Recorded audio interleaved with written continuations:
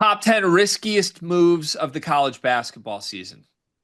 You can define this however you'd like, but I'm excited for this one. Yeah, you giving me this topic could be is crazy. Why? Are you going to like really do something inappropriate here? Maybe. I don't even know what that could be. Yeah, me either yet. In my head, the riskiest move could be anything. It could be from a player's perspective, it could be from a team's perspective. Like it's risky to take this guy to be a certain role. It's risky for a player to choose to go somewhere that he probably shouldn't. You can define this however you would like, but at the end of this, I want the top 10 definitive riskiest moves of the college basketball offseason. Ooh, okay. And this is actually actual moves that have happened, correct? Yeah, I think it's got to be a move that has Okay. happened in order I was to gonna be say risky. like Gonzaga schedules a non-conference game in a state without open intox laws. Yeah, I'm, Uh I'm officially regretting this. okay. I think the first one, this is obvious. This segment should be named after this guy. It's Chad Baker-Mazara going to USC. Okay, I'm okay with that on the list. After a year where Musk just wasn't that great, he loses Des Claw, he uses Wesley Yates, and he follows it up with a year two where Chad Baker-Mazara could possibly break this program. I like that. Yeah, I like riskiest that. Okay, I like that. Uh, in collusion with that one. I kind of just want to sit back and let you rock this In entire. collusion with that one, I'm going to go ahead and give a brownie point to Chad Baker-Mazara for this one.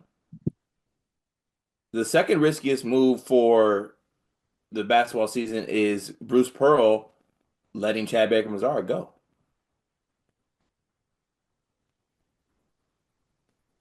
That feels like too much Baker-Mazara at the top of this. Is it? But then again, he's risky. But like you think the two riskiest moves of the season are both tied to Chad Baker-Mazara? Auburn backfilled a lot of great stuff here. Yeah, but it could not be Chad Baker-Mazara. They backfilled a lot of great stuff here. They're gonna be fine. Okay, my third one's also Chad Baker-Mazara themed. I'm kidding. I'm kidding. Help me out here, but should RJ Lewis being kind of exiled from St. John's be a risk, I or think did St. John's do enough? I think so. Patino, RJ Lewis, mutual departure. Yep. Yep. Okay. Um, what else? I mean, if you were really digging into St. John's, the idea of Ian Jackson at point guard is a risk, but they seem to have brought another point guard in. So maybe Yeah, I say only because they brought another point guard. That doesn't make it. I have a couple when you want them, but I'm enjoying sitting back and letting you rock right now. I got one. Michigan State not paying Trey Holloman. Respectfully to you and your program, actually, I think this is how to respect your program. I don't think Trey Holloman moves the needle that much to be third on the list of the riskiest moves. Are we on the four yet? We're on three. Oh, okay. He could be on the bottom half probably, but also, I thought we were told you did pay Trey Holloman and he just wants to play point guard. So, You gotta ask him. yeah, well, I don't think we can put him on the list when he just left because he wants to play point guard. Yeah. I'll ask his mom. Do you want mine yet, or are you rocking? No, I want yours. Pause. So, hiring Kevin Willard after Great the one. after the way it ended at Maryland, I think Villanova choosing Kevin Willard is a massive risk, and they're already getting bit for it. Number four. So I want your help with this because I think Dusty May has taken three humongous risks this offseason. We interrupt this sleepers video to tell you about an offer from Underdog Fantasy. Cart, you love Underdog Fantasy, correct? Of course I do. Can I have a moment real quick? Please.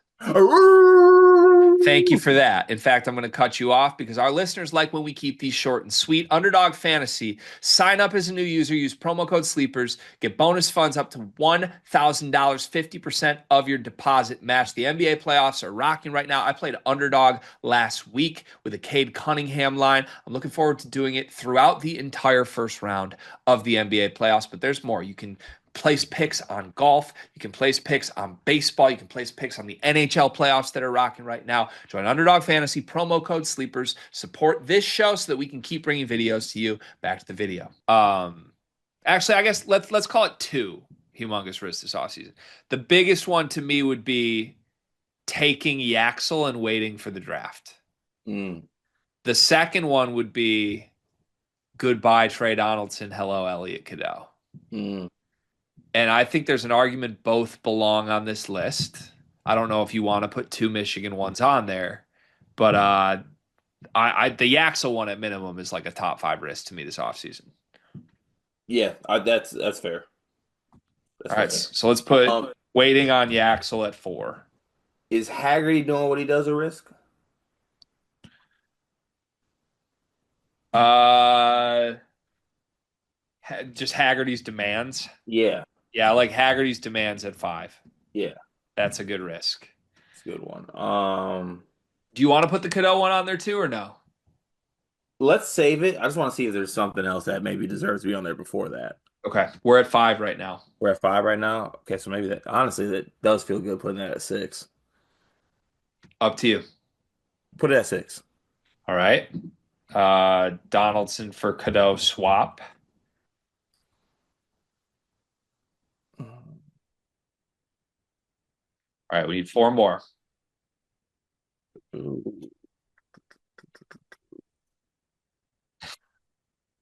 Trying to think if there's any obvious ones we're missing. Uh, I mean Illinois' conscientious spending. Or just, I mean, I don't know. We might get flack for calling this a risk, but like Illinois' Euro move. There's some risk inherently to let's get 4 itches. Yeah, but yeah, getting itchy. Illinois' Itch. European pivot. Oh, Okay, that's good. That's good too. we're gonna call it the European pivot. European itchy pivot. European itch. Okay, we need 3 more. I'm okay with putting Holloman on if we want, but I still want it near the bottom. I mean, the thing is, Doug McDaniel at point is a risk, I think, if you're Memphis, but you needed to take a risk to backfill Haggerty. So I don't blame them for taking it. Yeah, I'm trying to think of what. Do we consider Pop Isaacs to Houston a risk? Yes.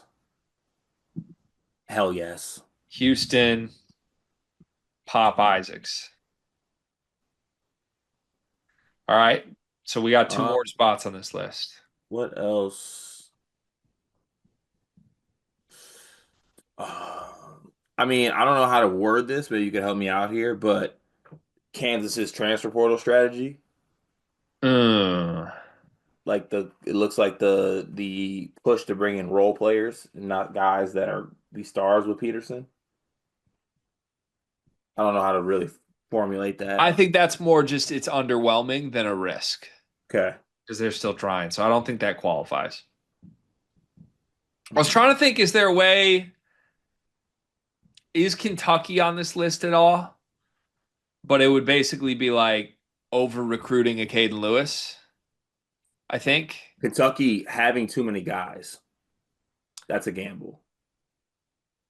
It's hard to blast them for that though. I'm not trying to blast them. It's just a gamble. I think it's a good gamble, but Kentucky, Kentucky signing so many good players. yeah.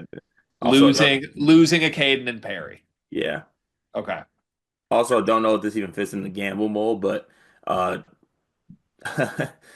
Diebler just running it back with a team that was missing the tournament and ass is quite the gamble. I don't think that counts because he brought the 3 we would all agree he should want back. There's got to be one more that's not Trey Holloman unless we really want to. But I struggle to do the Holloman thing if you're framing it as like they didn't pay him because everyone yelled at me for saying that. Yeah, I'm trying to think what else we're missing here. I mean, North Carolina just said Hubert, let's do it.